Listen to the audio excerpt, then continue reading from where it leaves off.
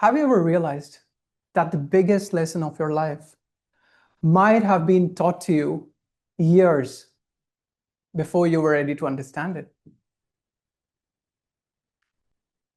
Well, I learned mine when I was 8. I just didn't understand it until I was 30. And strangely enough, it all began with a simple loaf of bread. But to explain the loaf of bread, I have to explain something else. I have to tell you about something I carried for most of my life, an invisible compass.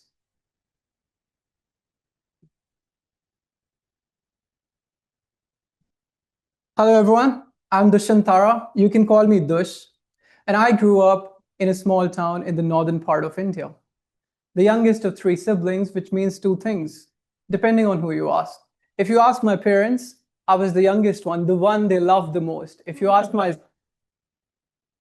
siblings, I was the one whom they missed every time they blamed if something mysteriously disappeared from the house. Even do that sometimes, even now. But while growing up, there was one person whom I admired the most, my granddad. If Gandalf from Lord of the Rings and Dumbledore from Harry Potter had a distant Indian cousin who spent his weekends baking bread, that would have been my granddad. Every Saturday morning, he would start preparing the dough, mix the ingredients really carefully until it got to the evening, cover it with a cloth and leave it overnight. And every Sunday morning, our house would wake up to the smell of freshly baked bread. And I loved everything about that ritual. The smell, the warmth, the excitement that something special was waiting for me. Everything. Except the waiting. Maybe I was 8-year-old and patience wasn't my strongest quality. So every hour, I would sneak into the kitchen, tiptoe my way in, lift the cloth, check the dough, see if anything had changed. Sometimes I'd even poke it just to help it along. If my mom caught me, she would grab me by my ear and scold me. Still remember that. But my granddad, he never scolded. He would just smile, look at me, and say, "Bunny, a loaf of bread needs rest to rise." And then he would go back to do whatever he was doing, maybe reading a newspaper or something. And I'd go back being an impatient 8-year-old, waiting for Sunday morning. Looking back, though, I think that 8-year-old boy was learning a lot, not just from his granddad, but from the world around him.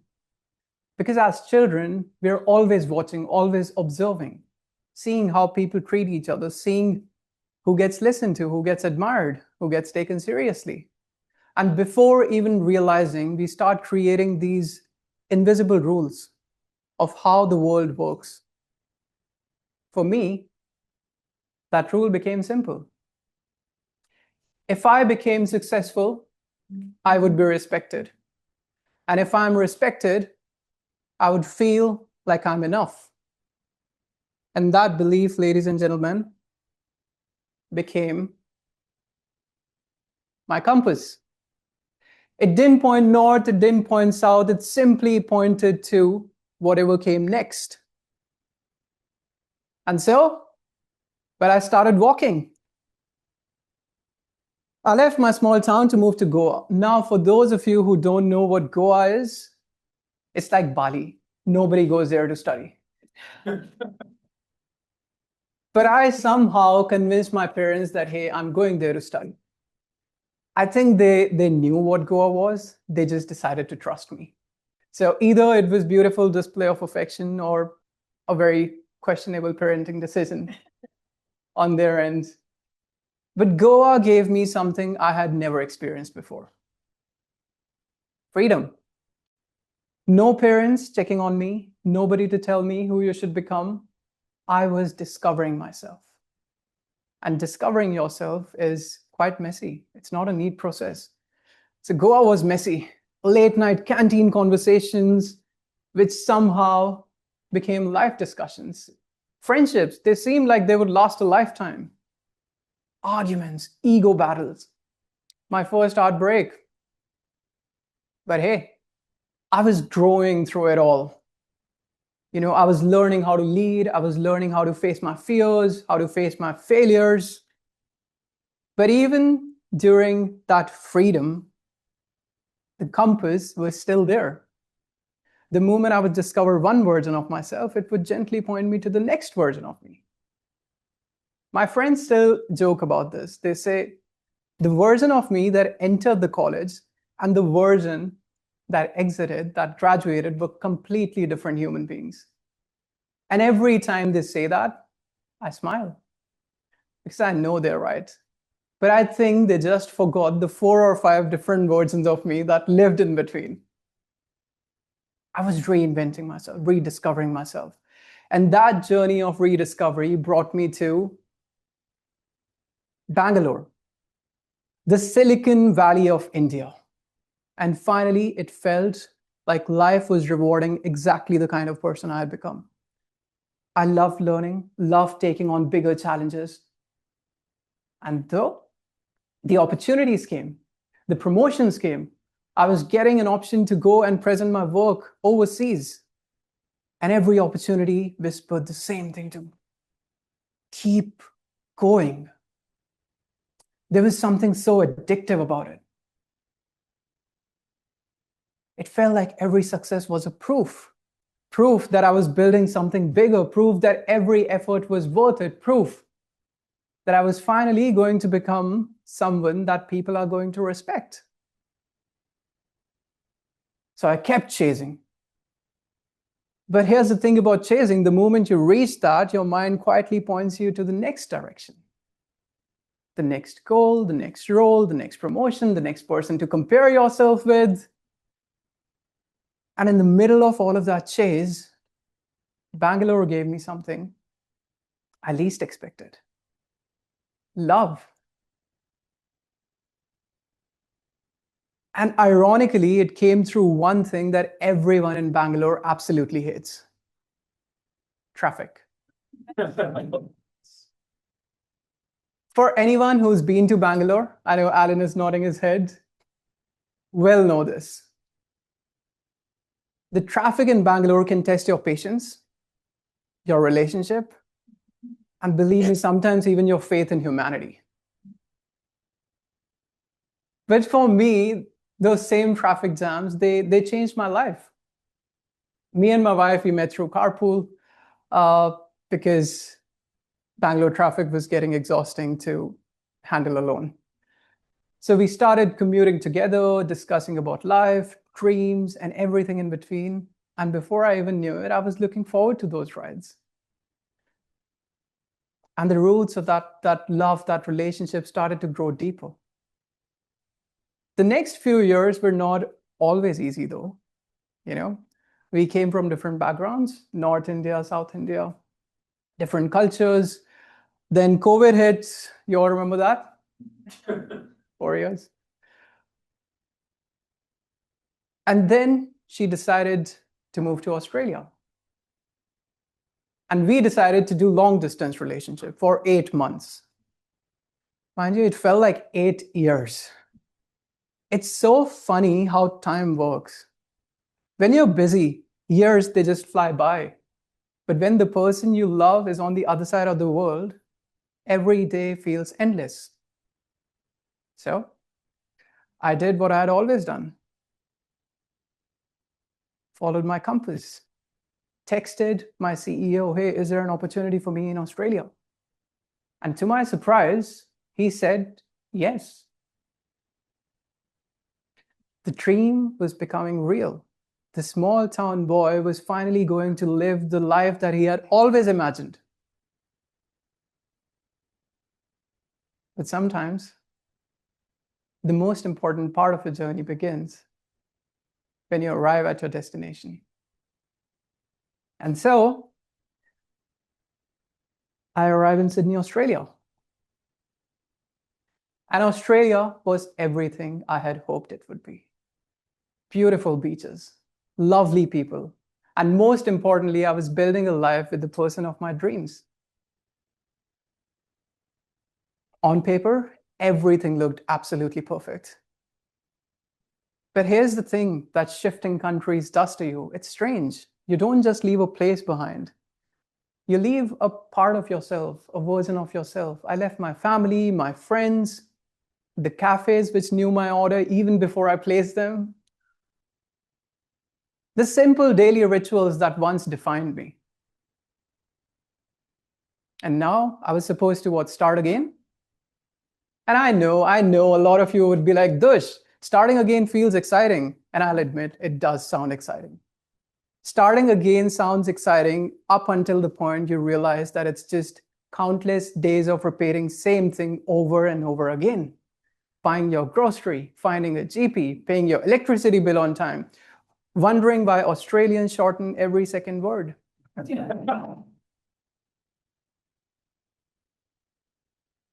But the biggest challenge wasn't even cultural. It was more personal. You see, up until then, whenever I faced any uncertainty in life, I knew what to do. I would just learn a new skill, grab a new opportunity, move. Momentum was the progress. But Australia, it changed the rules.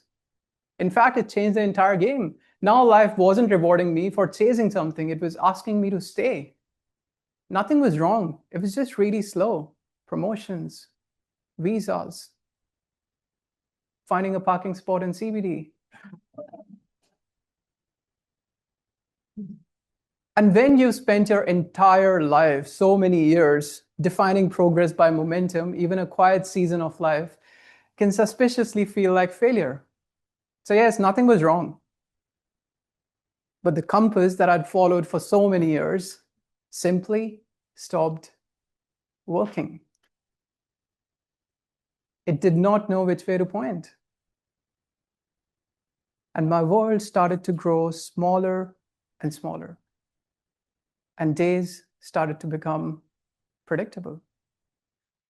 Every day I'd come back home, heat the leftovers in the microwave, go and sit at my couch, turn the TV on, and then begin the biggest battles of my evening, finding what to watch on Netflix.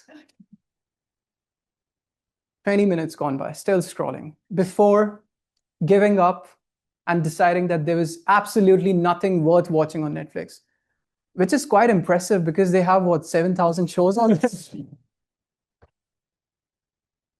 Anyway, giving up, putting something random just to eat food, and because one screen wasn't enough, opening my phone. Instagram, LinkedIn, two apps that have the same magical ability. You open them feeling absolutely fine. And 15 minutes down the road, you're questioning every single decision you've made since the time you were born. Honestly, if these two apps were airline, they would come with a safety announcement, something like this. Welcome aboard Comparison Airways. Today's flight will take off from I'm actually feeling all right and arrive at our destination. Everyone has their life figured out except me. Flight duration, definitely longer than you intended. During today's flight, you may experience moments of unnecessary comparison, low self-esteem, and the overwhelming feeling that your college mate has his life figured out while you're figuring out how to fold your laundry. Thank you for flying with us. Please be mindful that the lives you compare yourself with have been heavily filtered for your own convenience.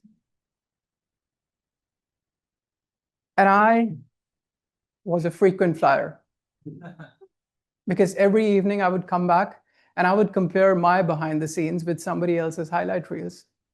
And their curated movements somehow became what? Evidence that my life was falling behind. And I would just like to remind you, nothing was wrong. I had a loving partner, a stable job, a beautiful country to call home. I should have been proud of what I had, but I couldn't see it. I felt like I was stuck in traffic. Not the same one.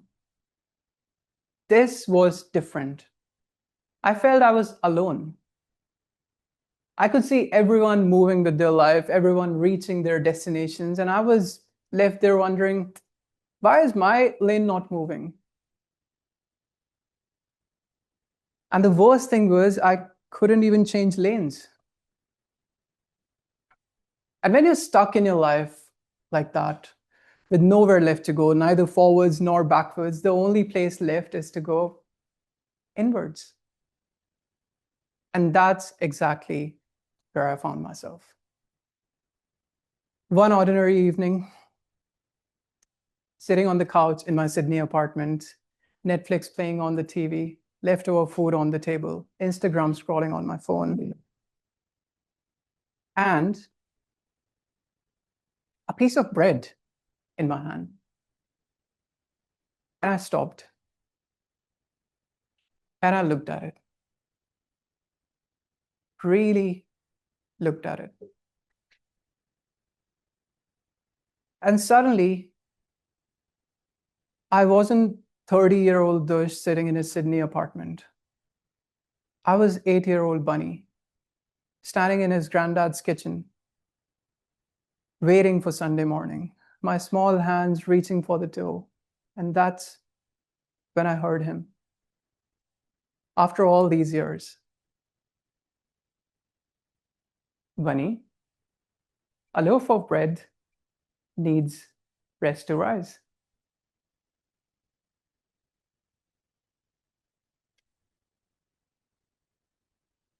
That was the first time I understood what he really meant. He wasn't just talking about bread. He was talking about becoming. Because when I look back at my life, for 30 years, I had done exactly the same thing that little impatient boy used to do. I kept poking, kept checking, kept looking for proof. Am I successful enough? Am I moving fast enough? Am I where I should be by now? I kept pulling back the cloth because I didn't trust the growth that was happening beneath the surface. So in that moment, I didn't see myself as the 30-year-old product manager who was somehow falling behind in life. I just looked at myself as that 8-year-old standing in his granddad's kitchen waiting for the loaf of bread to rise, except this time, it wasn't the bread I was waiting for. I was waiting for myself. You see that little boy, he wasn't trying to prove anything. He wasn't worried about getting ahead. He was just simply curious, full of wonder, excitement. And I feel maybe that was the part I forgot.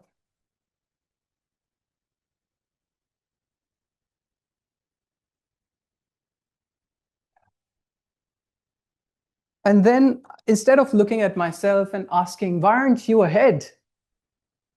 I simply looked back at that little boy and I asked him, have you noticed how far you've come? And I felt something I hadn't felt in a long while. Pride.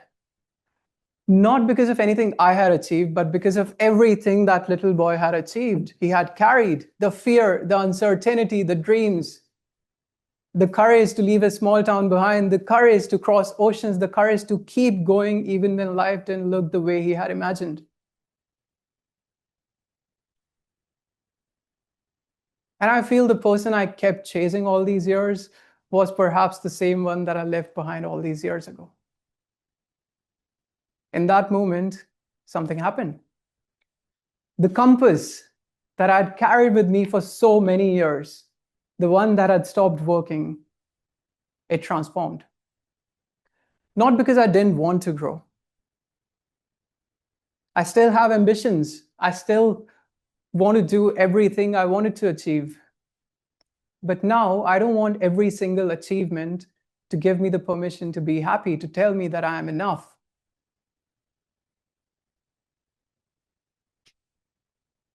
Now, I wish, I wish I could tell you that after that evening, I stopped comparing myself. I wish I could tell you that I stopped opening LinkedIn. I wish I could tell you I stopped questioning myself. I didn't. I still doubt myself sometimes. That voice still visits me. It still whispers, "You're behind." But nowadays, there's another voice, the voice of an 8-year-old little boy, which replies, "Compared to who? You're living your own life, not theirs."